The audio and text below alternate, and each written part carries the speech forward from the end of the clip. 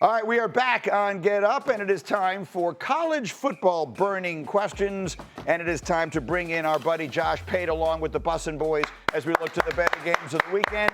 Great excitement, great enthusiasm, all the rest of that. All right, Josh, Texas-Florida is a fascinating game this weekend. I feel like we have not talked about Arch Manning in weeks after he was all we talked about all summer long. What is at stake for him this weekend? Fulfillment on expectation, both for him and for Texas. I'm with you, and I immerse myself in this stuff, Greeny, but there's a lot that remains to be seen for Texas. What we've seen so far from Florida has been very underwhelming. Billy Napier's still the head coach there, so he's got a chance to resurrect the nosedive. But Arch Manning, if they're going to be anything around a title contender, this is kind of where that journey has to start. There's a team that was number one at the start of the season. I see a lot of UT up there, but Josh is taking Florida. Taylor, why Texas, and what does Arch do? I think Texas has a top 5 defense in all of college football. Arch Manning, he had a tough game against Ohio State. There was a lot of rumors about his shoulder being injured. He is now starting to turn the corner. He's got the blinker on. This is a good game for him to play against a team that is playing very bad. To go off of that, top 5 defense in all of college football. They were also top 5 defense in all of college football. 6 of the back 7 came back for Texas. I love Texas here. Look, I know Josh Pate, he's not a huge fan of Texas right now, but I believe that the confidence, the timing, and the accuracy has improved for Arch Manning since the Ohio State game. So that's why I love Texas. All right, we'll see who's right Saturday afternoon. Meanwhile, Josh, some other monster games. Florida State had the hiccup against Virginia last Friday night. What is on the line in this huge battle against Miami? Well, it's the vaunted wounded animal spot, home underdog wounded animal spot for FSU coming off the Virginia loss. We've already seen countless times this year, like Alabama got counted out because of a loss to Florida State.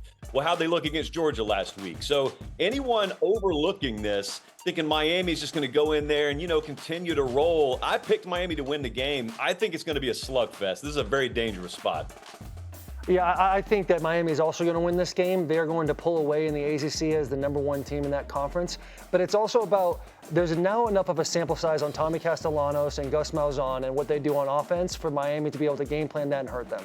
Agreed. I think Miami shows themselves as one of the best teams in college football this weekend. They're going to challenge Castellanos to throw the ball to win through the air, and I don't think he can do it. I like Miami big against Florida State. One more for you, Josh Pate, my beloved Alabama Crimson Tide, and I say that because I picked them last week when very few others were, going up against a team that has had their number. Vandy, what can you tell us? Should Alabama be on upset alert this weekend?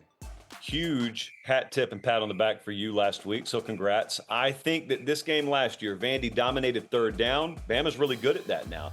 Vandy dominated time of possession. Bama just did that against Georgia. Turnovers. Bama struggled in that department last year in this game. They haven't turned the ball over yet this year.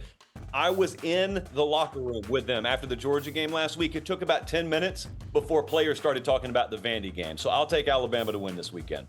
I see one Vandy on the screen. Go ahead. 1,000%. I think last week, going into Georgia, they were 1-5 in true road games. You go into Georgia and break their home win streak, and it's this taste in their mouth that they got against Vanderbilt. Diego Pavia, they've been doing victory laps all year since the upset last year. Georgia was the game they needed last week. Vanderbilt is a game they want this week. I love Alabama. Kalen DeBoer is 0-1, and quarterbacks that talk trash about him in the offseason, he's about to become 0-2. You watch the Alabama and Georgia game, what they had a hard time with was containment in the run game on the edges. That's exactly what Diego Pavia wants to do. No doubt Alabama's a better football team, but so is Vanderbilt, and I believe they have their number this week. Okay.